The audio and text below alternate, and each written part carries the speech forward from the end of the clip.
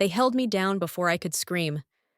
My back slammed into cold mud, my eyes locking on the ceiling of trees above. Then a face, smeared and grinning, blurred into view. And then it, pink, inches from my mouth.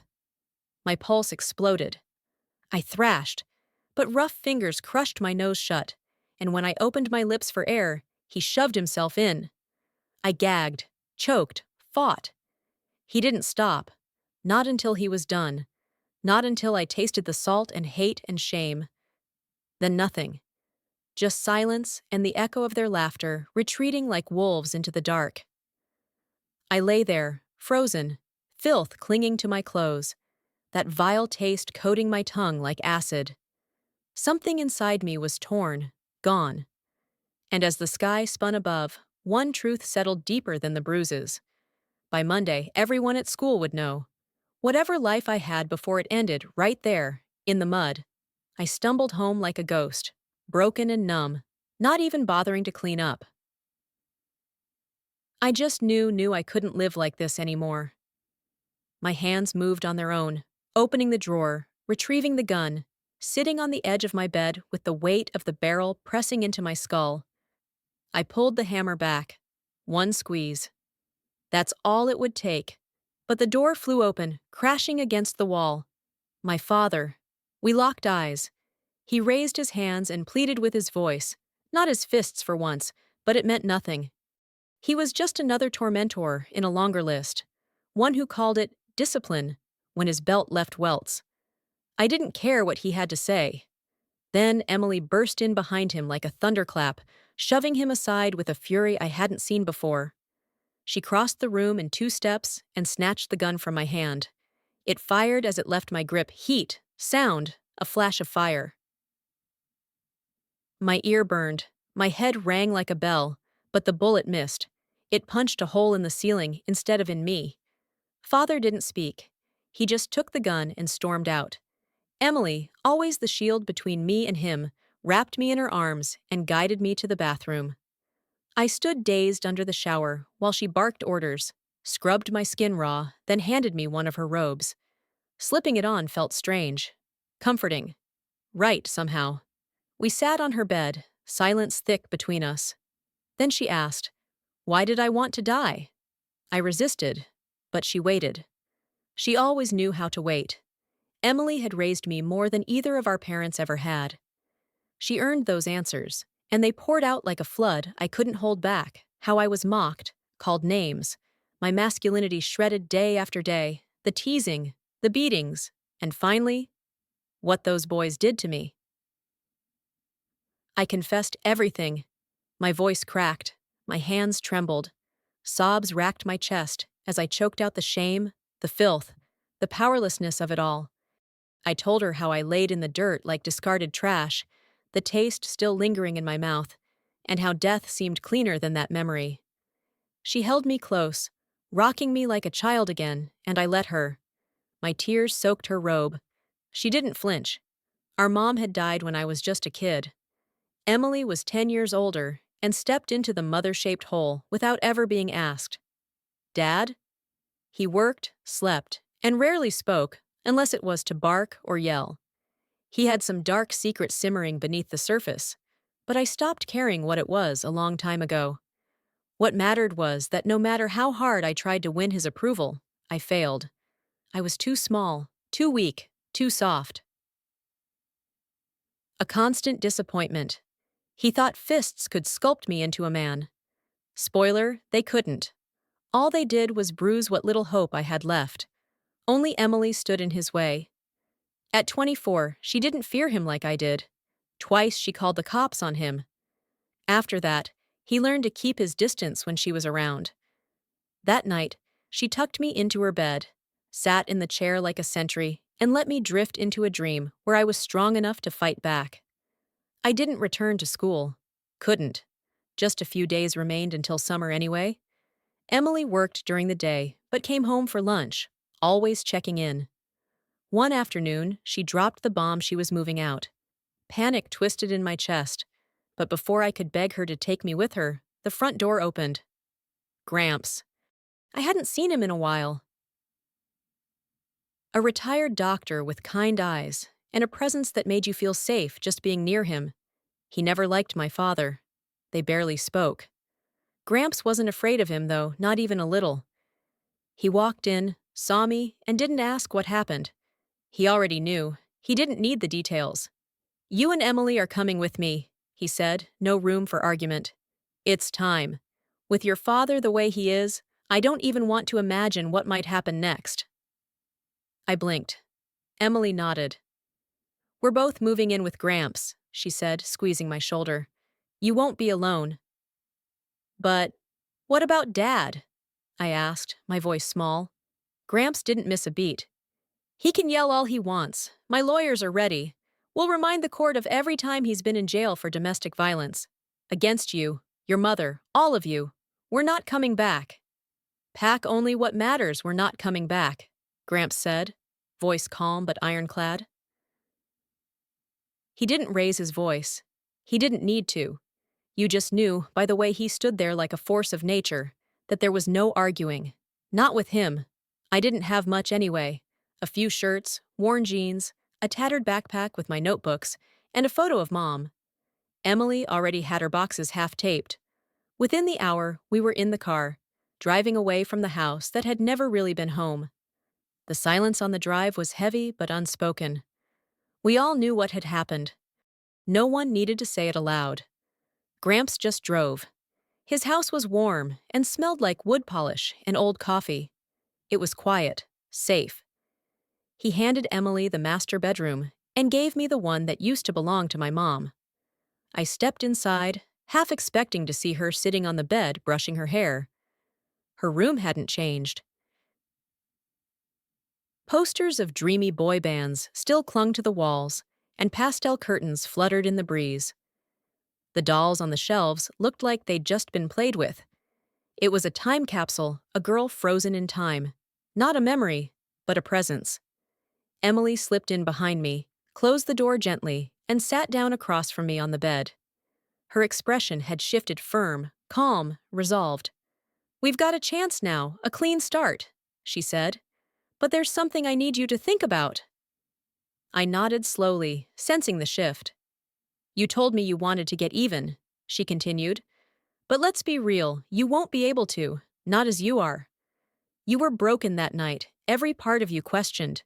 Your manhood, your strength, your identity, all ripped apart. So what's your plan? Fight them? Kill them? That's suicide, and you know it. You'd rot in a cell before you ever saw justice." I stared at her, feeling the truth of it sink in. My throat was dry. "There's another way," she said. "One you'd never expect, but it could give you everything they took from you and more." She let the pause stretch, eyes locked on mine. "Become someone else." The words dropped like stones in my stomach. "Come again?" I said. "I talked to Gramps. He agrees. I've got a plan, a real one. All I need is for you to say yes." "I still don't understand what you're saying, Emily." So she told me. Blunt, surgical, without pity. She pointed at me like a forensic scientist dissecting a case study. My size small, thin, forgettable. My face soft. Barely a hint of facial hair. Arms like reeds. No strength, no masculine traits. No chance of ever looking like someone you wouldn't mess with. "You're not built for revenge by force," she said, "but you could be something else entirely. Something they'd never see coming." My brain rebelled. I shook my head. "No way!" Emily didn't argue. She just stood up, kissed my forehead, and left me with the idea dangling in the air. I sat there for a long time, staring into the vanity mirror. My reflection stared back, hollow-eyed and lost. And yeah, Emily was right. I didn't look like much of a boy. Hell, I didn't look like much of anything. Just in between. A ghost of someone undecided. And then the whisper came back. That same unsettling thought from before. The one I kept swatting away. What if? I wandered into the kitchen, still chewing on it, and found Gramps pouring himself a cup of coffee. "She talked to you?" he asked, not looking up. "Yeah, she's talking crazy." Gramps chuckled. Is she? I shrugged. She wants me to be someone else. A girl. He sipped his coffee. Maybe that's not so crazy. I blinked. Wait, you agree with her? He met my gaze, steady and quiet. Kid, it's not about dresses or makeup. It's about power. You want to survive, to win. Sometimes that means changing the game, not smashing the board. But it's weird. It's survival, and maybe something more. He took another sip. You want to disappear from the radar? You want your father to never be able to control you again? You want those boys to never see you coming? Then maybe becoming someone else is exactly what you need. And if that someone else wears skirts, so what? I stared at him, speechless. He leaned against the counter and said, The merit of an action lies in seeing it to the end. Genghis Khan said that. Finish what you start, or don't start it at all. Then he asked, without flinching, Ever tried it? Tried what? Dressing like a girl. I shook my head. No? Maybe you should. And with that, he walked out, leaving me with nothing but the creak of the floorboards and a pounding heart. Later that night, Emily didn't ask again. She announced, Tomorrow morning, I'm giving you a makeover. You don't have to like it, but I expect you to play along. I didn't say no. That didn't mean I wasn't terrified. After breakfast, Gramps grabbed his coat and keys and vanished out the front door, leaving me entirely in Emily's hands. She stood in the hallway waiting for me, arms crossed, that mischievous little grin curling at the corners of her mouth, the one she always wore when she had a plan she knew I'd hate, but end up thanking her for.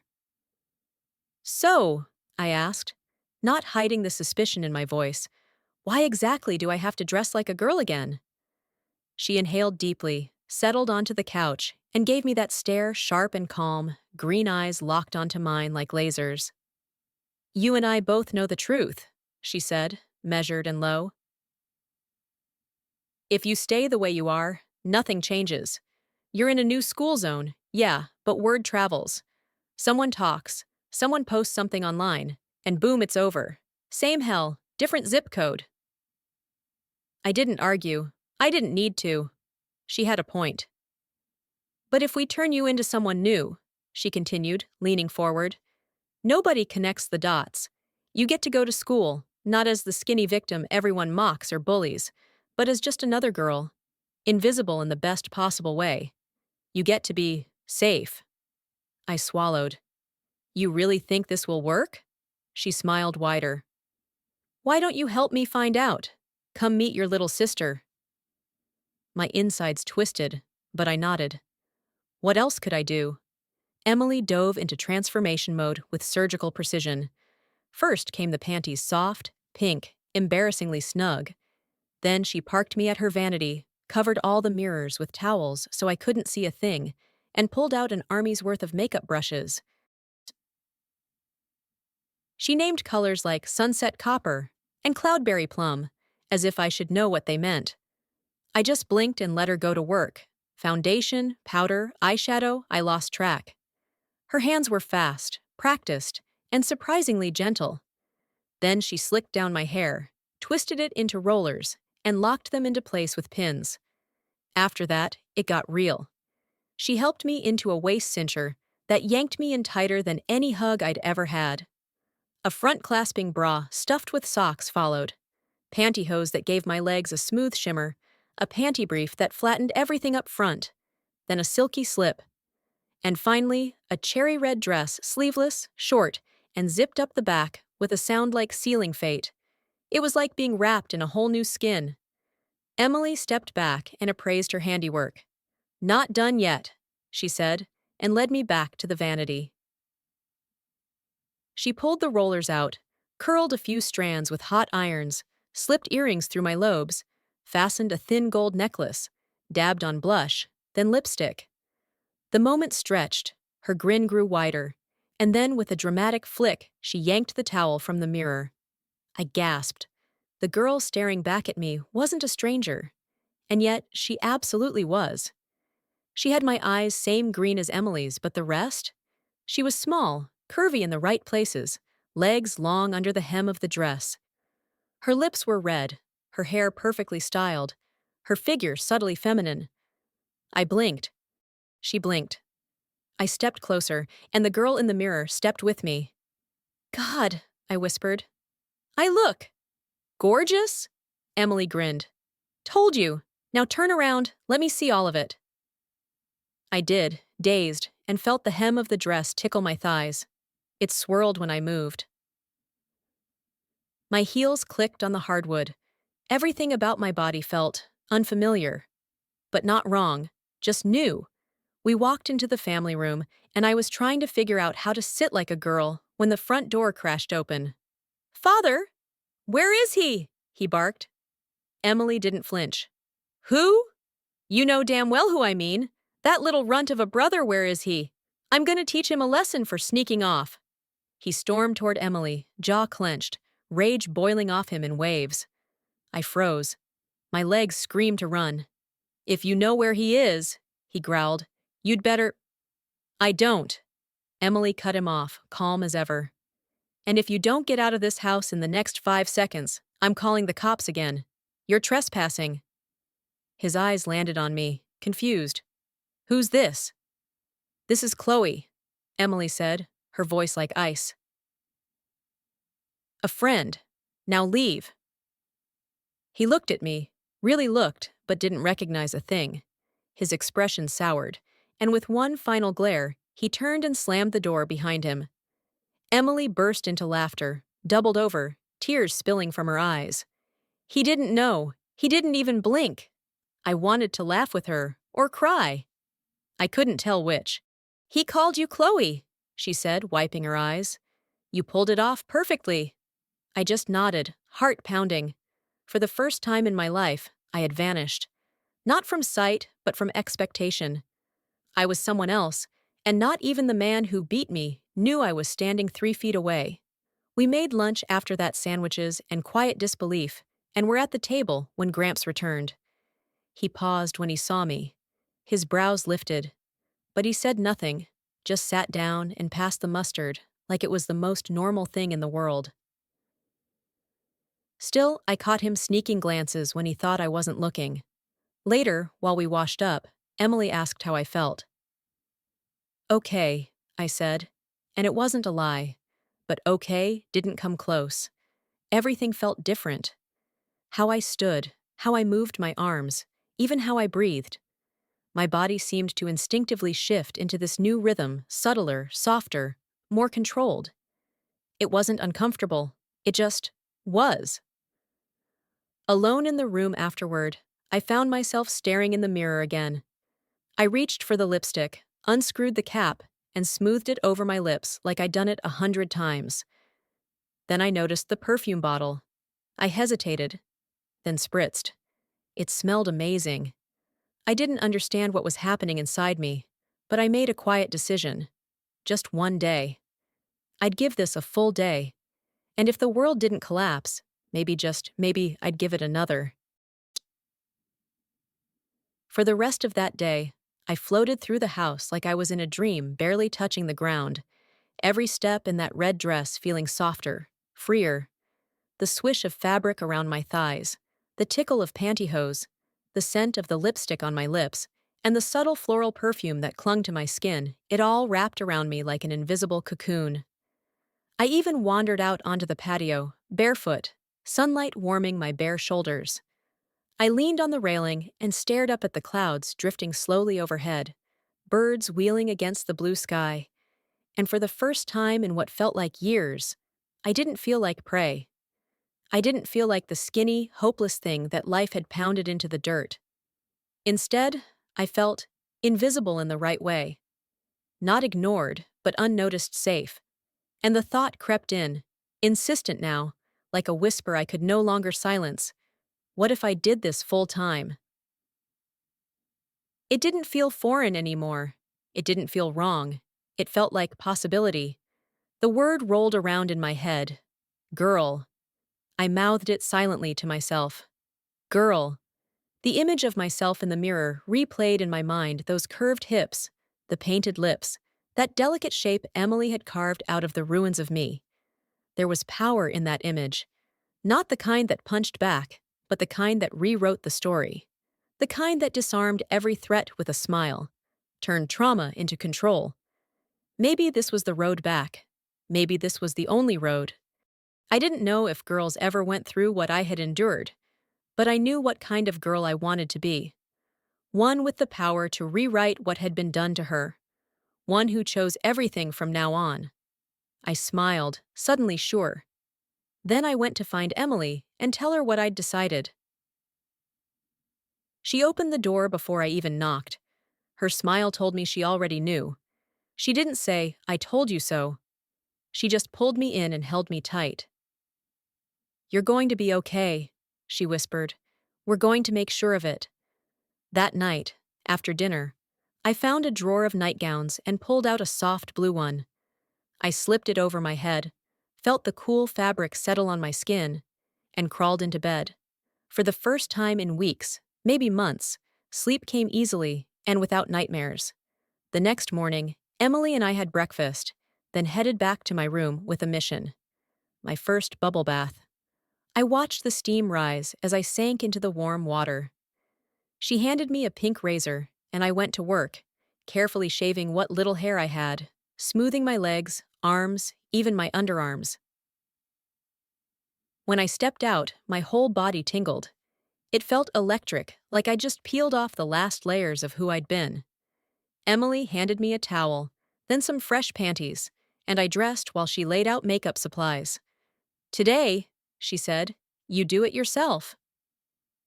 The first strokes were awful. I smudged my eyeliner, overdid the blush, nearly glued my eyes shut with mascara. But by the third try, my fingers stopped trembling. Things started to click. When I finished, Emily nodded approvingly. Then came the hair. She brushed it out, pulled it into a high, bouncy ponytail, and tied it with a white bow that made me feel about 6 years old. I made a face. She ignored it. "You need something simple," she said, laying out clothes. "We've got beauty shop appointments. Nothing too fancy. Blouse, jeans, easy." I stared at the jeans. They looked too normal, too neutral. I didn't want to feel neutral. "Can I wear a skirt instead?" I asked, barely hearing myself. Emily looked up, grinning like the Cheshire Cat. "Sure," she said. "Pick your favorite." I chose the pink and white one light, swirly, soft. I paired it with my gym shoes and the blouse, and we headed out the door. This would be my first time stepping out of the safe, padded cocoon of our house as Chloe. My stomach was twisting itself into origami. But Emily? She was walking on air. "They're gonna spoil you rotten," she said as we drove. "When we're done, you'll be so gorgeous, you'll have to beat people off with a stick." I rolled my eyes. "As long as no one figures me out." "No one will," she said. "Trust me. Just smile and say thank you. You'll be fine." The salon smelled like shampoo, floral sprays, and acetone. The soft music overhead mingled with the chatter of stylists and customers, creating a hum of comfort and confidence. Women bustled everywhere, young, old, some getting their nails done, others under massive dryers that looked like alien helmets. Pink smocks for customers, green for staff. Emily went to the front desk. "Appointments for Chloe and Emily." A woman waved us to a waiting area. A few minutes later, a girl barely older than me approached and smiled at me. "Chloe?" I stood, legs a little shaky, and followed her back. First, the ponytail came down. Then my hair was washed warm water, massaging fingers, and a scent like coconuts in summer. She rattled off suggestions as she worked. "Tint? Body perm? Some highlights, maybe?" I nodded like I understood, not trusting myself to speak. Truth was, I had no idea what she was saying. I just knew I wanted to disappear into her hands and come out different. Kim, my stylist, chatted nonstop, but I only caught bits and pieces. She rolled my hair, slathered it with a terrible-smelling lotion, then covered my head with a plastic cap and slid me under a dryer that blasted heat and roared like a jet engine. While I baked, Another girl came over and knelt at my feet.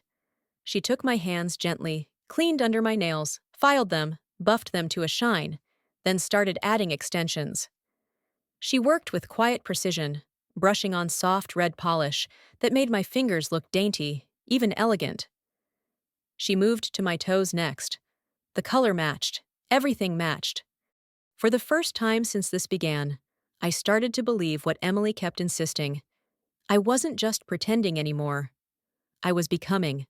The girl who walked out of that salon wasn't just wearing a disguise she had emerged from a chrysalis. My nails, now elongated and smooth, with a glossy reddish plum polish, made my hands look delicate and careful, like they belonged to someone who had never been taught to make fists. The girl doing them worked in silence, and I watched each brushstroke hypnotically. Even my feet, which had never known anything but sneakers and the occasional Band-Aid, now glowed with matching polish. My toes looked like they belonged in a sandal ad. Then Kim returned, rollers clicking free from my scalp. I caught the first glimpse of my new hair, auburn, soft, vibrant, and curled into springy locks that bounced around my jawline like they were born there. It looked nothing like me. It looked better.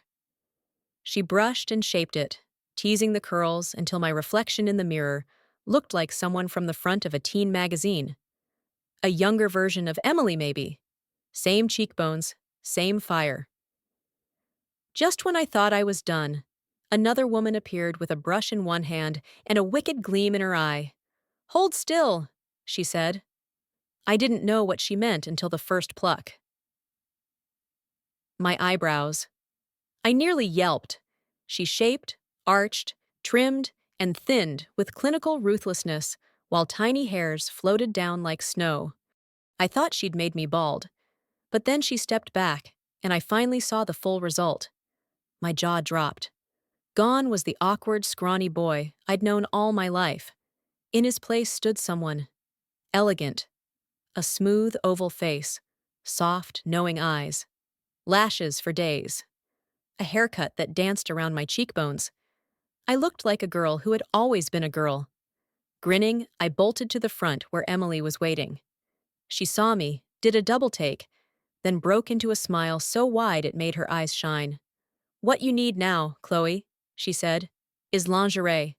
Bra, panties, slips. The works. But Gramps wants to see you first." Back at home, I walked into the living room with a nervous flutter in my stomach. Gramps looked up and froze. Then he laughed. Not mockery, not surprise. Pure joy. "You're stunning," he said, stepping forward. He wrapped his arms around me and gave me a warm, fatherly hug. "I'm proud to have two such beautiful granddaughters." Then his tone shifted. "Come upstairs. I've got something for you. Just us." In my room, he closed the door behind us. "I need you to undress, Chloe," he said. "Completely. This next part, it needs to be precise." My heart stuttered, but I trusted him. I peeled off my clothes and stood there, feeling exposed and vulnerable again, this strange halfway body of mine, part illusion, part reality, a girl's face on a boy's frame. Gramps returned with a small box and opened it. Inside were silicone breast forms, but not the kind you'd find in a costume shop. They looked real, lifelike, almost warm. "These," he said, "were made by a friend. They mold to your chest and form a sensory network. You'll feel it when someone touches you. They won't come off easily. You'll be able to swim, shower, anything. But it's a commitment." I nodded before he even finished. "Good," he said. He applied a clear adhesive, pressed the forms to my chest, and held them in place. I could feel the tug as they bonded to my skin. It was surreal, like I'd grown them myself. Then came the lower part. I laid back. He worked carefully, silently, slipping my boyhood into a smooth silicone sheath and sealing it flush with my skin. The effect was astonishing, seamless, perfect. My groin looked no different than any other girl's. I even had faint pubic hair tinted to match my auburn curls. My hips looked rounder, my backside fuller. He stepped back. Look! I turned to the mirror and gasped. I was Chloe. Really, fully, completely Chloe. The girl staring back at me was 14 years old, with soft curves, delicate lines, and absolutely no trace of the boy I had been. I turned to the side, ran my hand over my stomach, my chest, my thighs. The illusion was too good, it wasn't illusion anymore. It was me. Gramps gave a nod. You'd better get dressed. Emily's waiting, and your spending limit for today is $2,000. He left, and I stood there, staring. I touched my breasts, felt the weight, the bounce. I touched my waist, ran my hand down the flat front of the panty. Seamless, smooth, feminine.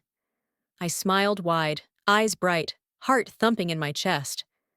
When I emerged, dressed again and grinning from ear to ear, Emily raised an eyebrow. Took you long enough. What was that all about? Gramps gave me something, I said with a smirk. You'll see. We headed out again. First stop, lingerie. In the department store, a saleswoman approached us. Emily asked for my old bra size out of habit, but it was too tight now. I spoke up. Actually, I think I need to be measured. The woman smiled. Come with me, sweetheart. Emily trailed behind, confusion turning to shock when I took off the old bra. You have, she whispered. The saleswoman measured me, then confirmed it. 34A. A real size. A real girl's size. Emily blinked. That's what Gramps did, isn't it? I just grinned. Well then, she said. Let's get you some bras to show those off. We picked out 2 bras, a stack of panties, a slip or 2. I carried the bags like any other girl, leaving her first proper lingerie fitting. And for once in my life, I felt like I belonged in the body that carried them. By the time we left the store, I had bags hanging from both arms, the kind of haul most girls only dreamed about.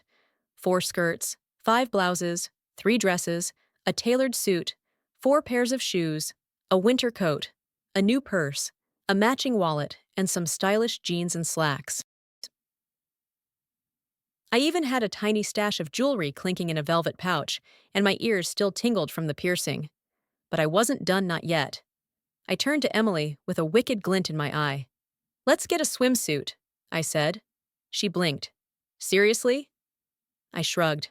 Just want to try a few on. Her sigh was exaggerated, but she followed me into the next shop anyway. I picked 3. The first was a simple one-piece navy blue with a green stripe. I stepped out of the fitting room, did a little twirl. Meh, I said. Emily nodded. Not bad. The second was a red and white bikini. Tight, revealing, dangerous. Her eyes widened. Absolutely not, I smirked. The third? Yellow and red, a 2-piece but more modest. Flirty, not trashy. We both liked it. That one came home with us. On the way back, Emily stayed quiet until we were almost home. Then she glanced at me and asked carefully, You didn't, do something with your little friend to make that bikini work? I didn't answer, just smiled and let her stew. Once we got to my room, we unpacked everything and sorted it into drawers and hangers. Then she turned, hands on her hips, eyes narrowed. Okay, spill. How'd you wear that bikini without showing anything? I said nothing. I just started undressing. First came the blouse, then the bra. Then my skirt dropped to the floor, followed by my pantyhose. Finally, I hooked my thumbs in the waistband of my panties and stepped out of them. Emily stared. I stood there, completely exposed, and yet not at all ashamed, because the girl she saw me was seamless. A 14-year-old girl, smooth, feminine, convincing. She gasped softly, then turned away.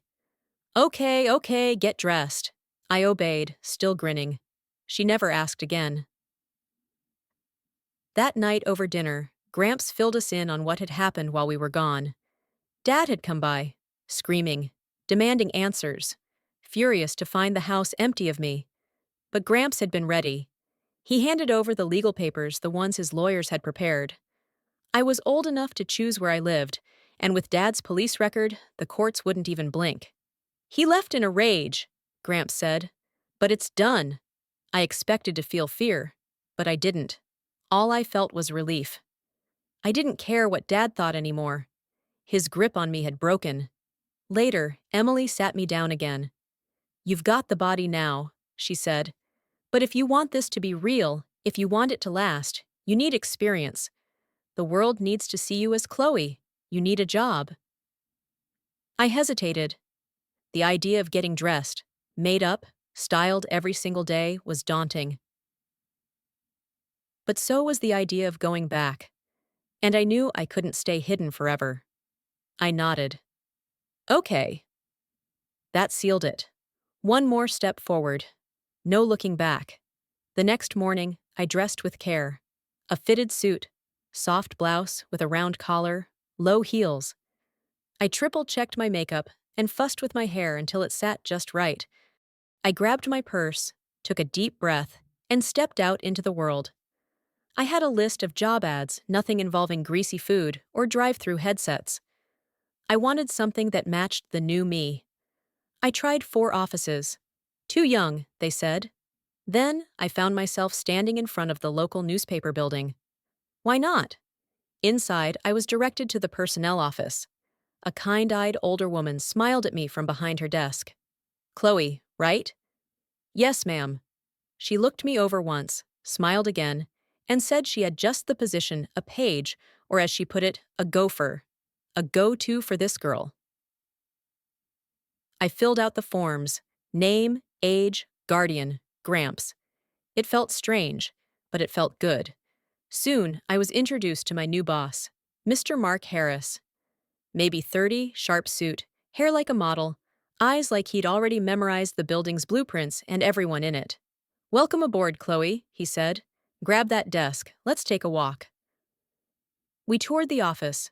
I shook hands, smiled, tried to keep my nerves down. Everyone was warm, welcoming. Before long, I had my own little workspace and a stack of things to do. I was his secretary for now, phones, errands, coffee. And I loved it. Loved the energy, the structure, the constant proof that I could pass, effortlessly, without anyone questioning me. By the time I got home, I was glowing. Gramps and Emily listened like I'd won a trophy.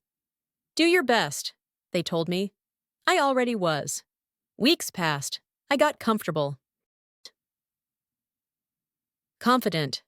I met other kids my age. I started laughing more, worrying less. The fear of being discovered faded with every smile someone gave me without suspicion. Then, one morning, I was called back to personnel. Mrs. Carter, the woman who'd hired me, was waiting. "We have a small problem, Chloe," she said gently. "Mark says you're doing great. That's not the issue."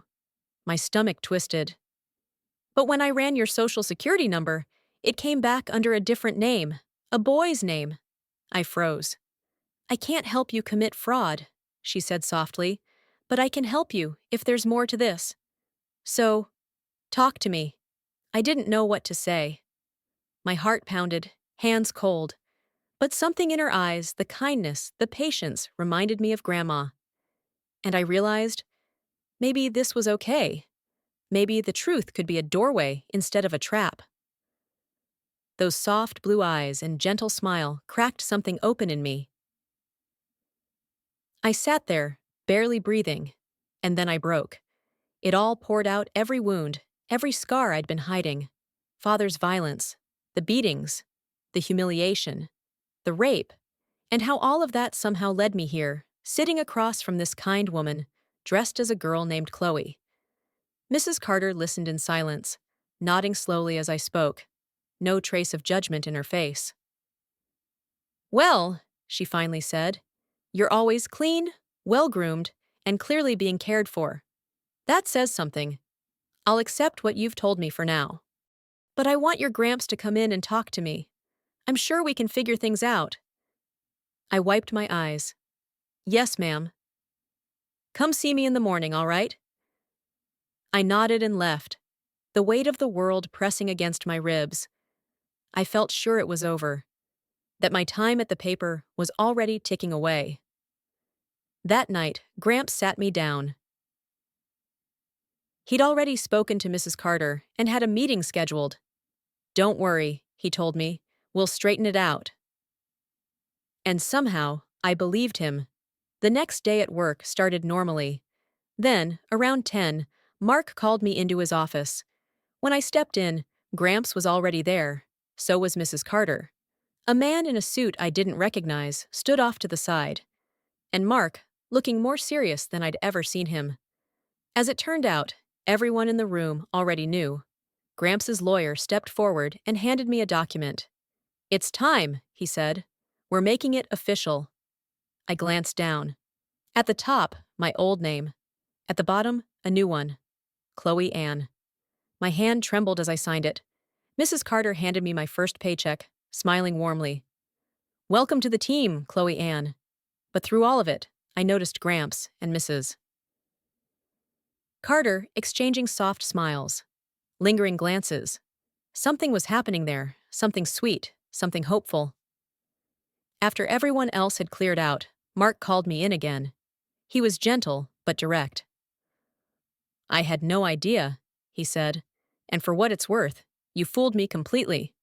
How you dress is your business, but if there's anything you need, I'll help where I can." Then he started asking questions about my father, where he worked, full name, past arrests. I answered them all. Later that night, when I told Gramps about the conversation, he urged me to be honest and cooperate. "Mark's digging for a reason," he said. "Let him." Then he dropped the real bomb. "Your father's being investigated." It hit me like a slap. I had never dreamed anyone would care enough to hold him accountable. And the fact that people were looking into him, that shook me to my core. Gramps then casually mentioned that he and Mrs. Carter had lunch plans the next day. Emily and I shared a look. Gramps hadn't shown interest in any woman since Grandma. Maybe things were turning around for him, too. Sure enough, the next day, I saw them leave the building together, laughing side by side. Something stirred in me hope, maybe. Mark continued his questions. This time, he explained. They were building a case. Real charges. Not just for what happened to me, but everything anyone he'd hurt, anyone he'd threatened. An idea began forming in the back of my mind. Ugly, sharp, delicious. I tried to shake it, but it kept coming back, getting clearer with every pass. I shared it with Emily first. Her eyes lit up. "That's actually brilliant." So we brought it to Gramps. He tore it apart, of course, poked holes through the whole thing. But then, slowly, he rebuilt it. Stronger, sharper, strategic. "If we're going to do this," he said, "we'll need backup." That night, Emily and I huddled over plans, refining every angle. Mark fed us intel, and when it came time to find the perfect outfit, we hit the mall. We found it in the third store, a royal blue metallic dress that looked sprayed on. Short, tight, plunging neckline, shoes to match. When I tried it on, I couldn't even tell if I could wear panties underneath.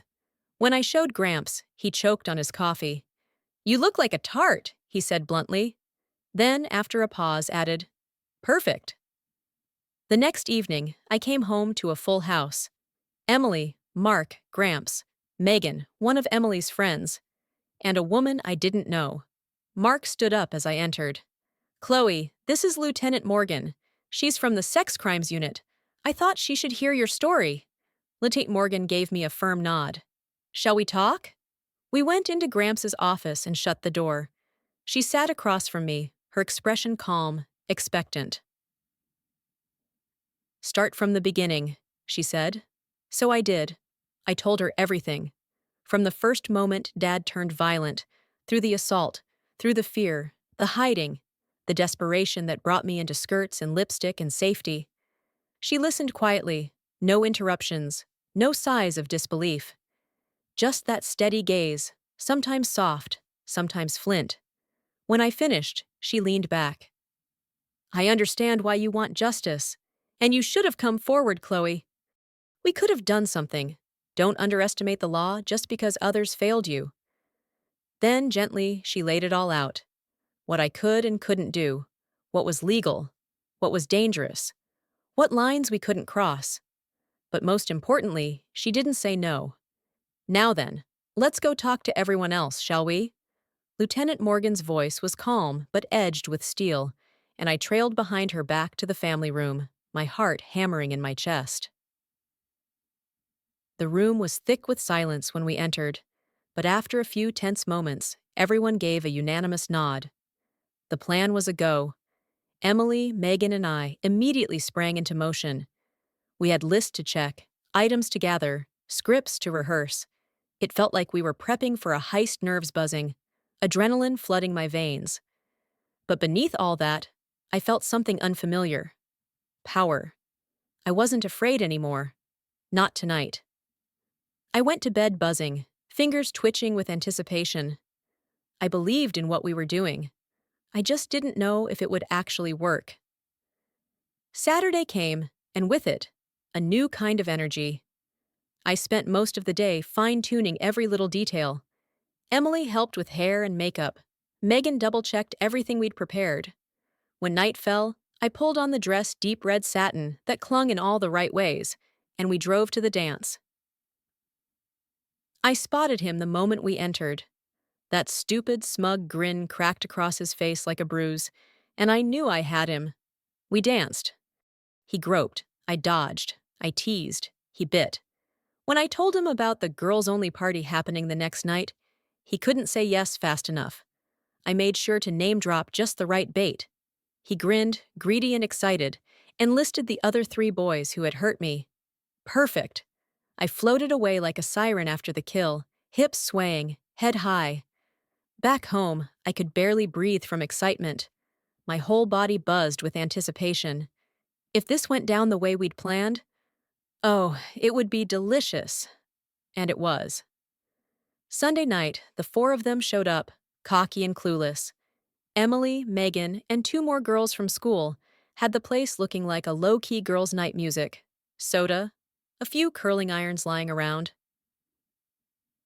Everything perfectly normal. We pounced. They were flattered. We acted like we couldn't get enough of them, touches, whispers, giggles. They lapped it up. Then Rachel stepped in with the cue. "Time to get ready for the party," she said casually. That was the moment.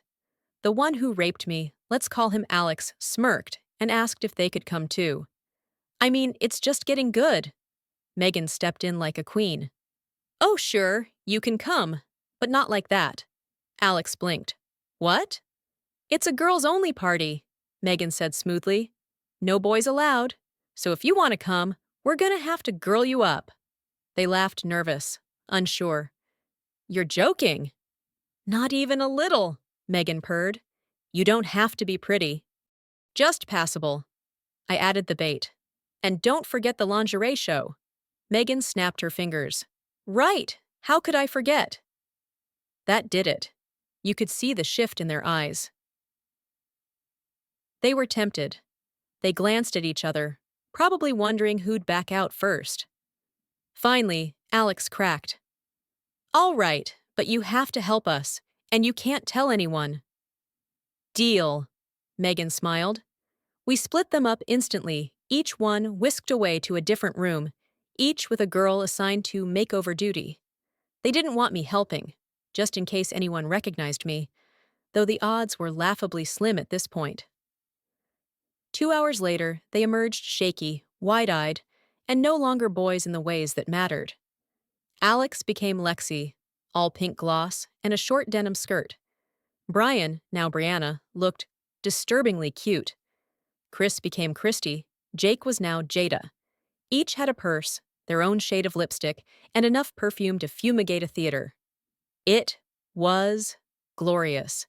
We piled into cars, Lexi and Christy with Emily and me, the others with Rachel. Not one of them asked where we were going. It didn't occur to them. That was part of the plan. Lieutenant Morgan had picked the location. A sleazy little bar known for attracting the kind of men who should be in jail. According to her, it was a cesspool of whispered conquests and digital photo swaps, nothing illegal on the surface. But deep down, filth. We pulled up outside, And the boys, now girls, climbed out with trembling hands. I bent to fix my shoe, giving them a flash of royal blue panties beneath my skirt. Let them stew in that a bit.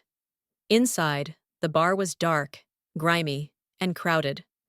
We made a show of seating them alone at a central table, 4 pretty girls in too much makeup, surrounded by predatory eyes. We watched from the booths, perfectly positioned, just far enough away. The first man approached within minutes. Watching Lexi squirm was cathartic. Another came, then another. Each time, the boys tried to giggle, flirt, deflect. But the pressure was mounting. Their nerves were fraying. And the best part? They still believed this was all just part of the plan. Rachel and Laura took to the floor first, dancing with some of the men, their laughter a lure that only deepened the trap. The effect was immediate. The other men emboldened, competitive turned their focus to our 4 disguised boys. Drinks started arriving at their table, colorful little cocktails in dainty glasses. And one by one, the boys began to sip, then gulp, trying to mask their fear with liquor. It worked just as planned. Liquor dulled their instincts, their resistance. Christy was the first to be pulled into a dance, too drunk to realize the man had his hands roaming all over her. One by one, the others followed suit, limbs slack, eyes glassy, forced to sway in the arms of men twice their age. We watched from the shadows as the realization dawned on them this wasn't pretend anymore. This was real. Each of the girls heard whispers, hushed suggestions, obscene promises, and each of them tried to pull away. But the men weren't having it. Refusal only fueled them. They grabbed wrists, cupped waists, and began escorting their unwilling dates toward the exit. We waited 10 seconds, maybe 20, then followed them outside. Lexi was pinned against a car, wide-eyed and frozen in place, her dress bunched up dangerously high. Brianna was kicking, swinging wildly at the man trying to wrestle her into submission. Christy was flat on the pavement, unconscious, her breath shallow and sour with booze. And Jada was in the back seat of a sedan, clinging to some guy's neck like she didn't know how to escape. And then came the sirens. Red and blue lights cut through the night, and tires screeched as 2 police cruisers peeled into the lot. Doors flew open. Officers shouted. Men were shoved to the ground, cuffed, read their rights. The 4 girls were gathered, wrapped in blankets, and quietly escorted to separate cruisers, confused, disoriented, and about to be very, very famous. Emily and I slipped away with the rest of our group, unnoticed and victorious. By the time we got home, I felt like I was levitating. I couldn't wait for morning. It did not disappoint. Mark had ensured that a photographer was at the station when the boys were booked, got the whole story in living color. The newspaper headline the next day practically sang. Each boy, clearly dressed as a girl, appeared in bright, clear, unforgiving detail. No grainy shadows, no tasteful framing. Just high-definition humiliation. The article spelled everything out where they were caught, how they were dressed, what it looked like they were doing. Names were named, faces exposed, lives dismantled. It was everything I'd dreamed of. I showed Gramps and Emily, grinning ear to ear. We told him everything: the bar, the dresses, the photos, the fear in their eyes when they realized the game had flipped. Gramps nodded, then added one final twist. Dad had been arrested. He'd been caught trying to meet a teenage boy he'd groomed online. Only the boy was an undercover cop. That was his dirty secret. Not just the beatings, the screaming, the disgust he'd thrown at me like acid. No, he liked boys. Young ones, powerless ones. Gramps said the arrest was ironclad. I didn't know how to feel. Vindicated, betrayed, relieved. All of it, maybe. Mostly, I felt like a giant door had slammed shut, and for once, I was on the safe side. Next morning, Emily came back from the corner store with 3 newspapers. Each one had the story. Each one had the photos. I studied every word, every smirk frozen in ink. They looked comfortable in their dresses. The cameras hadn't caught shame or confusion, just four boys who looked like they'd been doing this forever. Gramps told me not to gloat. Not ladylike, he said. Screw that. I clipped the articles and folded the photos into a neat little envelope. Souvenirs. 2 days later, the fallout hit home. A lawyer showed up at our door, briefcase in hand and eyes narrowed with suspicion. Gramps invited him in, called Emily and me to join them, and let the man ask whatever he wanted. We didn't lie. Didn't have to. The boys had asked for our help, said so themselves. We'd offered makeup, helped with wigs and nails, even taken photos of them posing in full girl mode. Megan had secured their permission for every single shot, and we had the pictures to prove it. None of us were in a single photo. The lawyer didn't like it, but he had no ammo. Just four boys in dresses, caught in a bar known for men who like young girls. We had alibis. We had receipts. He had embarrassment. Gramps made it very clear. If any of those boys ever showed their faces near our home, there would be consequences. Legal, personal, whatever it took. After the man left, Mrs. Carter came by. She hugged Emily and me, sat in the kitchen with Gramps, and they laughed like kids sneaking beer at a wedding. I hoped they were falling in love. Gramps deserved it. Back at work, Mark called me into his office and handed me a frame. Inside were four glossy photos: Lexi, Brianna, Christy, and Jada. Smiling, posing, oblivious. He didn't say a word. Just nodded and got back to business. I worked the whole day in silence, a calm I hadn't known in months settling over me. I was safe. I was seen. And in a strange, beautiful twist of fate, I was powerful. When I got home, there was an envelope waiting for me. Opening the envelope, I saw my new name legally, officially, finally. Chloe Ann. No qualifiers, no quotation marks, no shame. Just me. A week later, I turned mid-teens, and as a birthday gift, Gramps scheduled a full physical. Not just a checkup, but the kind that makes everything real. He also started me on a very mild hormone dose, just enough to start aligning the outside with what had already taken root inside. For the exam, I had to take off everything: the breast forms, the special panty, all of it. Stripped down, I felt more naked than ever before. Not physically, emotionally. My body, without the little cheats and illusions, felt wrong. Disjointed. Empty. The reflection in the mirror didn't belong to me anymore, not in my heart. The next day, I was finally allowed to reattach the breast forms, but the panty? Gramps said I wouldn't need it anymore. He had another idea. It took him 30 careful minutes, some medical knowledge, some clever positioning. And when he was done, my body told a different story. No bulge, no reminder. Just Chloe. Not perfect, but enough. I ran my fingers over the new configuration, amazed at how real it felt, how natural.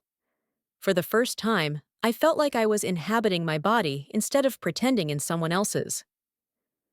Before I could get dressed past my panties, Emily walked in. She sat me down and launched into a crash course on feminine hygiene products, reasons, timing, the whole kit. I should have been embarrassed, but I wasn't. It was oddly comforting. I slipped into jeans, a cute bra, and a snug little top, and with Emily by my side, we went shopping. This time, she nudged me to pick out something special, a real party dress, just for me, not a hand-me-down. I chose a white summer dress with a flared skirt and a square neckline, something that felt soft and bright and new. Emily matched it with a set of white jewelry earrings, bracelet, and necklace, and on the way home, we stopped by the salon. Hair, nails, all of it again, but this time, I wasn't just playing along. This was me. When we got back, Emily handed me the dress and told me to get all gussied up, as she called it. Makeup, heels, the works. I had no idea what was going on, but I did what she said, spending nearly an hour perfecting every detail. When I stepped into the family room, everyone was there. Gramps, Emily, Mark, Mrs. Carter, Megan, Rachel, Laura, and even my lawyer. Gramps walked over, started the CD player, and the music that filled the room made my throat tighten. My favorite song, To Dream the Impossible Dream. To fight the unbeatable foe. To bear with unbearable sorrow. Tears threatened before he even said a word. Chloe, Gramps said, stepping forward, his voice warm and proud. We're all here because of you. You've grown into a daughter any man would be proud to have. Mark says you're a joy to work with. Emily and I have seen you step into your new life with strength and grace. You corrected a terrible wrong, not with hate, but with purpose. And for that, we have something for you. He opened a small velvet box. Inside was a ring. This was your grandma's wedding ring, he said. She wore it for 35 years. And now, I'd be honored if you'd wear it too. I reached out with a trembling hand. Emily stepped in, took the box, and gently slid the ring onto my finger. It sparkled in the light, catching the room's warmth and casting it back 100-fold. Mrs. Carter gifted me a beautiful scarf, glove, and hat set. Mark handed me a blue employee badge, permanent. It had my name, my picture, and more importantly, my identity. Megan and Laura gave me more jewelry, and my lawyer handed me the final paperwork, the forms that would update every record, every piece of my past, to reflect who I was now. And then, as if the room couldn't get any more surreal, Mrs. Carter stepped away and returned with Jason. Jason, same age as me, copy boy at the paper, soft-spoken, cute, a mystery. He stood back a little, a small box in his hands, smiling nervously. Emily leaned in. We figured it was time you two stopped staring and actually talked. Jason stepped forward, handed me the box. I opened it, pearl earrings, delicate and perfect. Without thinking, I looked up at him, said, "Thank you, Jason," and kissed him. Right on the lips. He blinked, stunned. I froze. Everyone else applauded. And just like that, the party kicked into full gear. Jason and I talked, laughed, and settled into something new and fragile and full of possibility. It wasn't just a party, it was a turning point, a life reclaimed, a future unfolding. And for the first time, truly, I could say, life is good.